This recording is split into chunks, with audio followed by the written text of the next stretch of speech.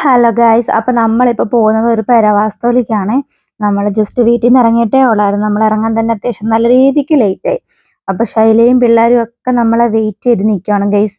നമ്മൾ ടൗണിൽ പോയിട്ട് വന്നപ്പോഴത്തേക്കും നല്ല ലേറ്റായി. പിന്നെ വീട്ടിൽ വന്ന് വണ്ടി എടുത്തുകൊണ്ട് വേണം പോകാൻ. ഈ വണ്ടിയാണെങ്കിൽ അത്യാവശ്യം പഴക്കമുള്ള വണ്ടി ആയതുകൊണ്ട് പോരാത്തതിന് ഇലക്ട്രിക് വണ്ടിയും കൂടിയാണ്. നമുക്ക് നല്ല ലാഗാണ് പോകാനായിട്ട്.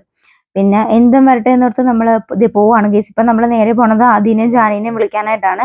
അവര് നമ്മൾ ചെല്ലും എന്ന പ്രതീക്ഷയിൽ 12 മണി തൊട്ട് അവിടെ ഒരുങ്ങിയിരിക്കുക. ഇപ്പൊ ഏകദേശം ഒരു 2 മണിയോളം ആയിട്ടുണ്ട് ടൈമ്. അത് ചെറിയൊരു 2 മണിക്കൂർ മാത്രമേ നമ്മൾ ഡിലേ ആയിട്ടുള്ളൂ.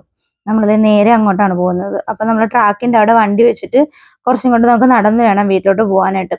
അത് നമ്മൾ പെട്ടെന്ന് നടക്കുവാണ്, കാരണം നമുക്കും വിശക്കുന്നുണ്ട്. അപ്പൊ പിള്ളേരുടെ അവസ്ഥ പറയണ്ടല്ലോ, പിള്ളേരും അത്യാവശ്യം നല്ല രീതിക്ക് വിശന്നായിരിക്കും നിൽക്കുന്ന.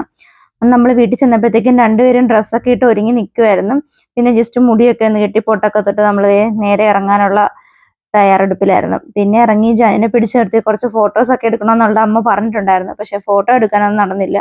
പിന്നെ പിടിച്ചു നിർത്തി ഞാൻ കുറച്ച് വീഡിയോസ് ഒക്കെ എടുത്തു. കാരണം പിള്ളേർക്ക് വിശക്കുന്നുണ്ട്, ആദിക്ക് നല്ലപോലെ വിശക്കുന്നുണ്ട്. പക്ഷെ ജാനിക്ക് ഉറക്കം കൂടെ വന്നിട്ട് അവൾക്ക് എന്ത് ചെയ്യണമെന്നറിയാത്തൊരു സിറ്റുവേഷൻ ആയിരുന്നു. മാക്സിമം ഉറങ്ങാതെ തന്നെ നമ്മൾ പിടിച്ചു നിർത്തി കൊണ്ടുപോയി.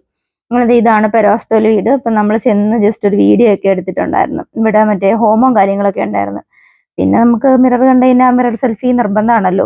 അങ്ങനെ കുറച്ച് ഫോട്ടോസും കാര്യങ്ങളൊക്കെ എടുത്ത് അങ്ങനെ നമ്മൾ നേരെ ഇത് വർക്ക് ഏരിയ. അപ്പോൾ കുറച്ച് പണിയൊക്കെ തീരാനുണ്ടായിരുന്നു. പിന്നെ നേരെ ഇത് അടുക്കളയിലോട്ട് വന്നപ്പോഴത്തേക്കും രാവിലത്തെ പൊങ്കാല ആയിരിക്കണം ഇട്ടിട്ടുള്ളത്. അതിന്റെ കല ഇരിക്കുന്നുണ്ട്. പിന്നെ ഒന്നും നോക്കില്ല, നമ്മൾ നേരെ പൊങ്കാലക്കലത്തിൽ നിന്ന് കൈയിട്ട് വരി കഴിച്ചു ഗീസ്. നമുക്ക് അവിടെ ചെന്ന് എടുക്കാനുള്ള അധികാരം ഉണ്ട്, അതുകൊണ്ടാണ് നമ്മൾ അങ്ങനെ എടുത്തത്. പിന്നെ നമ്മളൊന്ന് ടേസ്റ്റ് ചെയ്ത് നോക്കി, കാരണം പൊങ്കാലയൊക്കെ കണ്ടു കഴിഞ്ഞാൽ കഴിക്കാതെ വരുന്നത് എങ്ങനെയാ. പിന്നെ സ്റ്റെയർ കണ്ടപ്പോൾ അതിക്ക് സ്റ്റെയറിന്റെ മുകളിൽ കയറണം, അവിടെ എന്തോന്ന് അറിയണമെന്ന് പറഞ്ഞു. പിന്നെ ജസ്റ്റ് അവൻ ആ സ്റ്റെപ്പ് കയറണമെന്നൊരു ആഗ്രഹം പറഞ്ഞപ്പോൾ പിന്നെ അവനെയും കൊണ്ട് ജസ്റ്റ് ഒന്ന് ടെറസിൽ പോയി. അപ്പൊ അത്യാവശ്യം നല്ല വെയിൽ, നമുക്ക് നിൽക്കാൻ പറ്റുന്നില്ലായിരുന്നു അങ്ങോട്ട് ഇറങ്ങിയിട്ട്. പിന്നെ അവനെ ജസ്റ്റ് ഒന്ന് കൊണ്ട് കാണിച്ച്, ഇനി അവന് കണ്ടില്ലെന്നൊരു വിഷമം വേണ്ടല്ലോ. അങ്ങനെ മൊത്തം ഒന്ന് കാണിച്ചപ്പോഴത്തേക്ക് അവനവിടെ നിൽക്കണം കുറച്ചു നേരം.